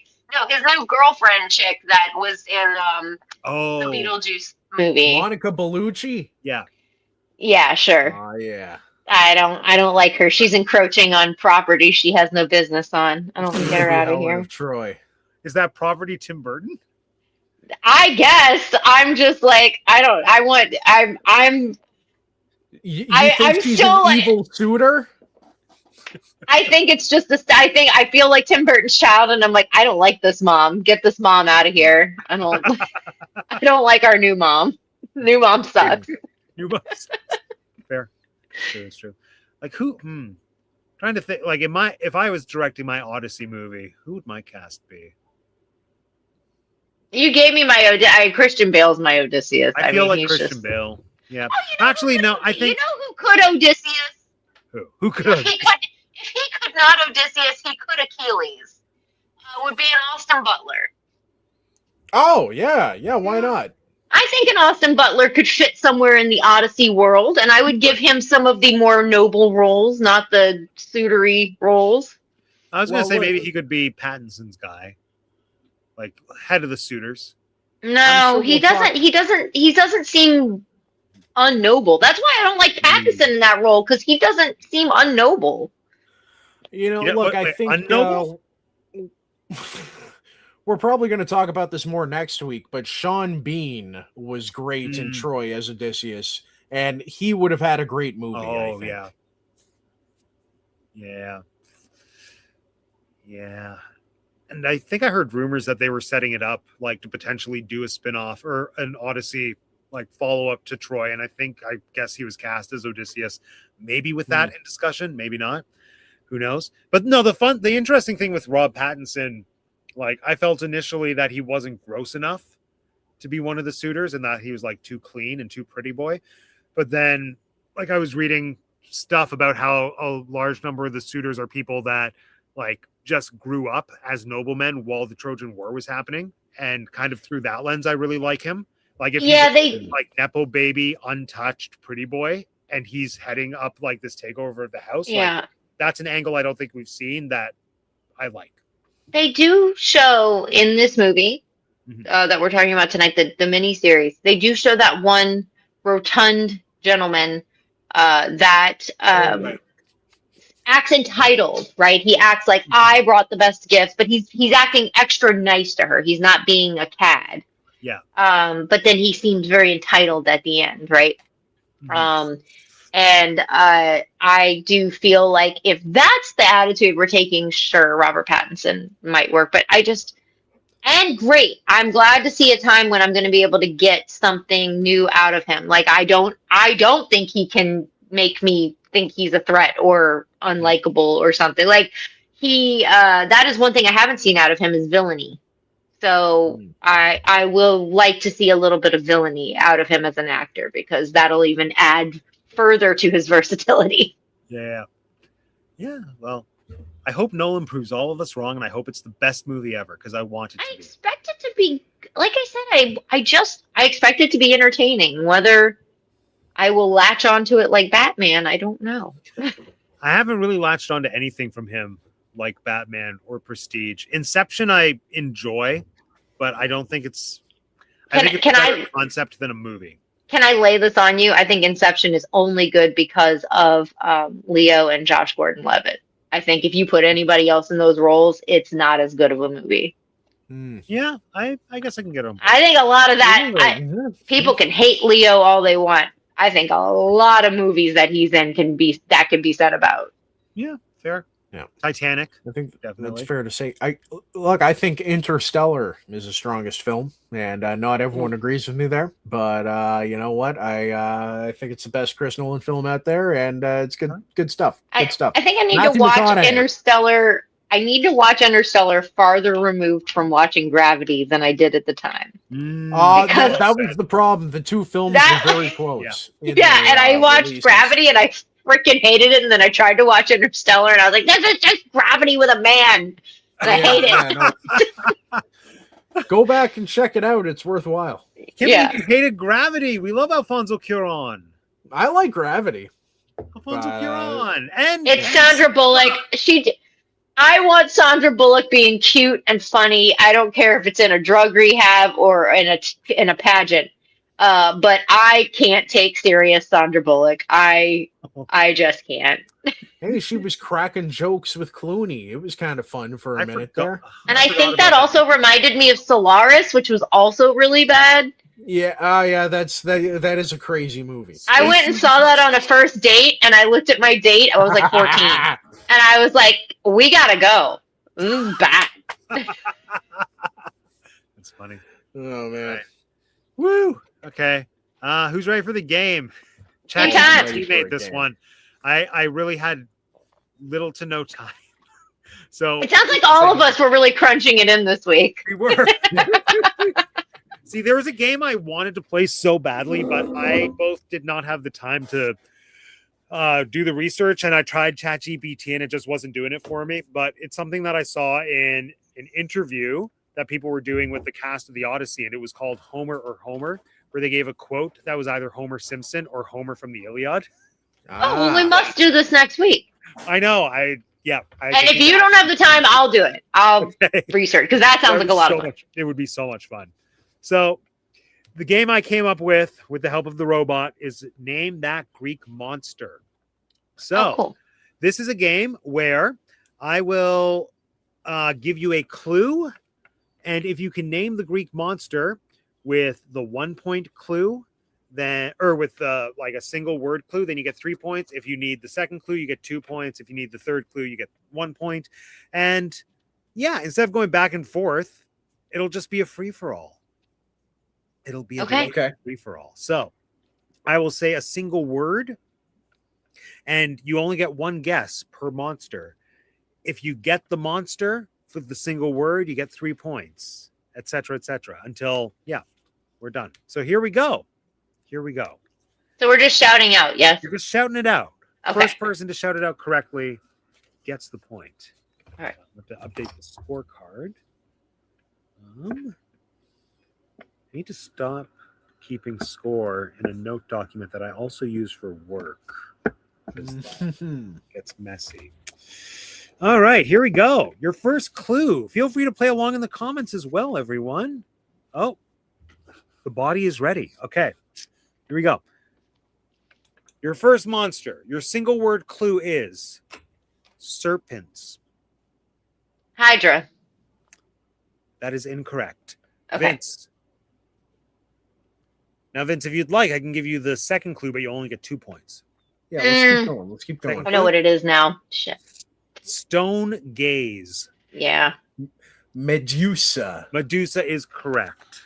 Mhm. Yeah. Okay, our next monster. Here we go. Your first clue, your single word Hey, clue. I got a question. Yeah, If I just want to like tap in, can I just do something? Like, can I say something just to tap in and then give my answer? Oh, yeah, sure. Okay. Okay. Yeah, let's do that. Okay. Labyrinth. Oh, Vin. Okay, Vince. That's the Minotaur. Yes, that is the Minotaur. Yeah. Well done. That's in chaos, by the way. Oh, it's sick. Okay. The third one. Here we go. I. Oh, Yeah. Cyclops. Correct. Ah. All right. Next. Let's see. Oh, we're doing well in the comments. So yeah, good job. Good job. Good job, friends. All right. Our next monster. Your first word. 3. Oh, Hydra. Incorrect. No, Vince? Oh, I know what it is now. He's gonna get it again. Cerberus. Correct. Yep. The second clue was underworld hound. Yes. Okay. Both times, as soon as I said it, I knew exactly what it was. The doggy. It was the doggy. Okay, our next monster. First word or first clue. Regrowth. Oh, Yes. Hydra. Yes, it's Hydra. You had to get it eventually. I just keep answering it at work. Martha got a point. Go. We are too. I know. Well, you got to keep up, Yoda. You got to keep up. Okay, next. Song. Oh. Oh, Who was Vince it? moved first. Siren. It is Siren. Yep. Siren. Wee-oo. Okay. Next. Claws. Ooh. Yes, I don't know if this is Greek or not. Harpy? that is not correct. It is Greek, though. It is Greek. It's not Okay. correct. Vince, do you want the next one or you want to guess from Oh, you're going to give me the next one. Yeah, because I would have guessed Harpy, too. sea monster? Claws on a sea monster? The Charybdis? No, close. Very close. We were looking for Scylla. Oh, that's the other one, isn't it? The other one. Yeah. The other thing where she was So like, the Charybdis is the one in the cave. The Like one that the looks like the Langolier Scylla? Hydra. yeah, The Scylla is at the bottom of the waterfall. Is it the Scylla? Is it the Scylla thriller from Manila? yes. Next. Single word clue. Whirlpool. Charybdis. Oh, it's Charybdis. yeah. He said it. It's the other one. Correct. Okay. Next. Oh, I should clarify, which might be a spoiler for this next clue. Not all of these are in the Odyssey. They're just Greek monsters. Okay. Yeah. Riddle. Vince. The Sphinx. Correct. Which Ooh. I thought was Egyptian, but no, they exist. I did here. too. Yeah, Oedipus. That's from Oedipus. There's a Sphinx in Oedipus? Yeah. The Sphinx asks Oedipus a riddle, but it's not the Sphinx from Egypt. Is the riddle like, who would you rather sleep with? No, the riddle. mom or your I think wife? the riddle is I walk on That four thing. legs as And a it's baby. man. Yeah. This is doing well. Okay, next. Fire. Ooh. I don't think this is a creature though. This is a god. That's not right. Never mind. Do we want the second clue? Yeah. Hybrid beast. Yes, Vince. The Chimera. Correct. Oh. Very nice. Yeah, I almost said Hades. I was like, that's not a beast. It's not a beast. All right, next. next. Persephone thinks he's a beast sometimes. 6 months out of the year. Yes. Okay. Next. In the sack. We got it. Okay. Okay. Usually it's not funny when you explain the joke, but that somehow made it funnier. Next, wings. Wings. Yes, Vince. Pegasus. Nope, it's not a monster, Vince. Damn. It's a beast of Greek is a mythology. Yeah. Jeanette, do you want the second clue, or do you want to guess? Yes, please. I will take wind spirits. Ooh, this is a weird one. You know, give me the third one, I guess. Bird women monsters. Herpes. Yes, herpes. You know, there's a treatment for that now. What is it? It's only a treatment, though. It doesn't cure it. Oh, okay. Next, horses. Ooh, Yes. Pegasus. No. Still not a monster. Still not a monster. Okay. Vince, do you want the second clue? No. Yeah, I do want the second clue. Horsemen. Oh. Oh, the centaur. Correct. All right. I was just being a smart. See, now they're getting weird to the point where it's like I don't even know what this thing is. But also, who knows? Maybe Vince would know. Maybe. Which ones do I like? Oh, no. No, that's not technically a monster. Is she? Okay, here we go. You can make it not monsters and just say it's a beast. That's okay. Actually, okay, yeah. This next one is a beast. Are you ready? Okay, Sure. First word. Horse. Pegasus. Yes, Jeanette, you got it.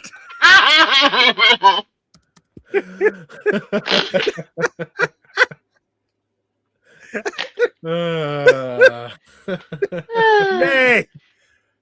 What the piece of Greek mythology that just makes me weirdly uncomfortable is the Pegasus origin story, where like I feel like Greek mythology went too far. How Perseus cuts off Medusa's head, then Pegasus just kind of is birthed out of the stump of her neck. Oh, that's a lot like Terrifier 2 or 3. 3. What? Yeah. Giving me more reasons to not watch. Vince, have you seen Terrifier 3? No, but I like that this brings us back to the beginning of this podcast where we said we have never changed in history. We are all the same. The stories we tell are all the same. Yeah. People no, that's literally from the neck.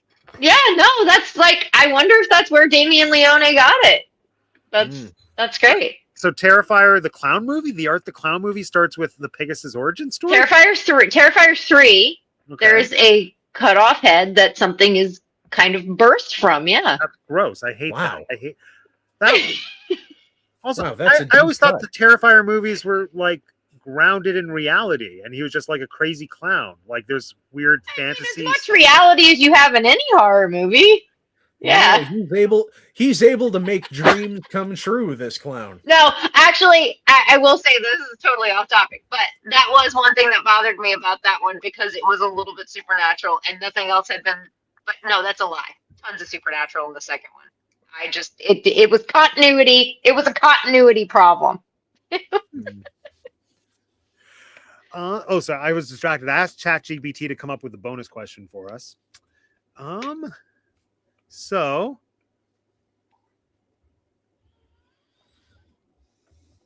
no, these are silly. Okay. Please blind wager. We'll start with Jeanette. How many points would you like to blind wager? I'm gonna wager 3. 3, okay. Vince? I'm gonna go let's go 4. 4. All right. This is your question. Here we go.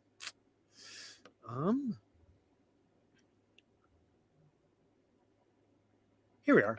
Which famous Greek monster was never actually killed by a hero?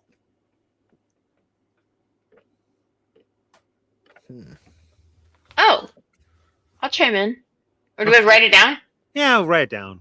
Let's give you an equal chance. Oh, hang on. Write it down. Let me get a utensil here. Yeah, utensil.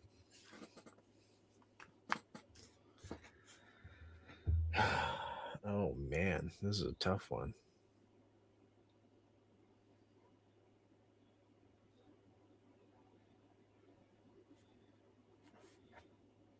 Oh, Cineplex. Can you repeat the question? Yes.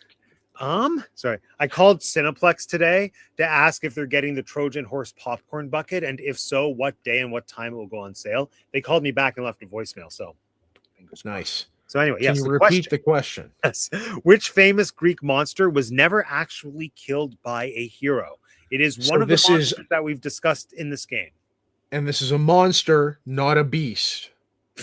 It is a monster, not a beast. It's not a Pegasus. Okay. Pegasus. And hey, I forgot to ask. Can it be an answer that was already given? It is one of the monsters that was. Okay, I thought so. Okay, cool. Yeah. Good. All right. Hang on.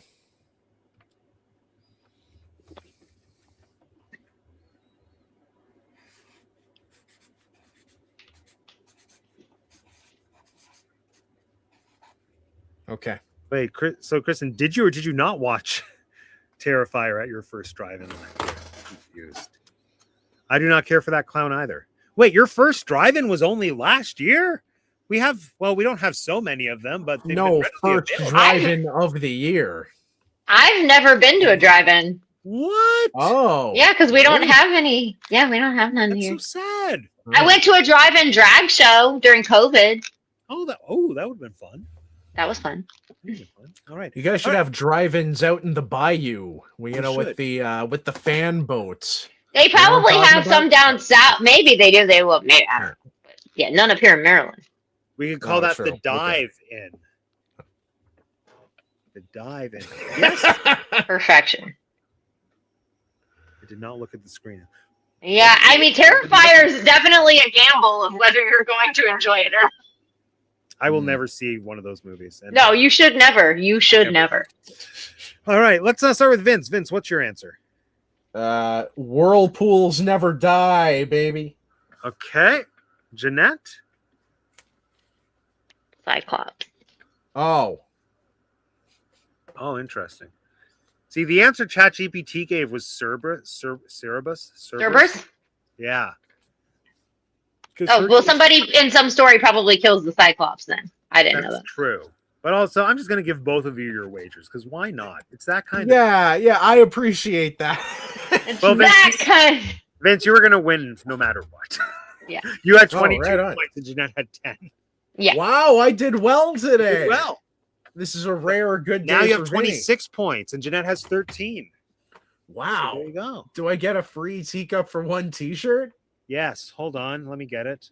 If I felt like opening my dresser, I could literally pull one out for you right now, but don't. Oh, right on. Yeah. Sure. Sure. Here you go. It's in the mail as we speak. Right? There you go. Oh, yeah, I forgot. Double features. Sometimes they do triple features at our drive-ins that go to like 6 a.m. 10:45. Well, Yeah, that's it's gotta be. That's like in maybe northern Ontario. It is getting like. It's I forget. I guess the farther north you go, like okay. Yeah. I guess. Yeah. Last night I saw a play, and actually no, 2 times over the weekend, I went to an evening show, and like when I was done, when the show was over, it was still like full daylight out at like 9:30. I was gonna say 9 o'clock is about the latest it gets dark here. It's like 9. Oh no, 9:30. Sometimes 10. No, not really 10. But yeah, there we go. 10:45. Feel like you must. Well, this is a clue. Yoda for Mark is clearly in the Arctic. Yoda for Mark. Those Yukon summers. Yukon summers. Sounds like a tragically hip song. That was fun. I understood that reference. Okay. Yeah.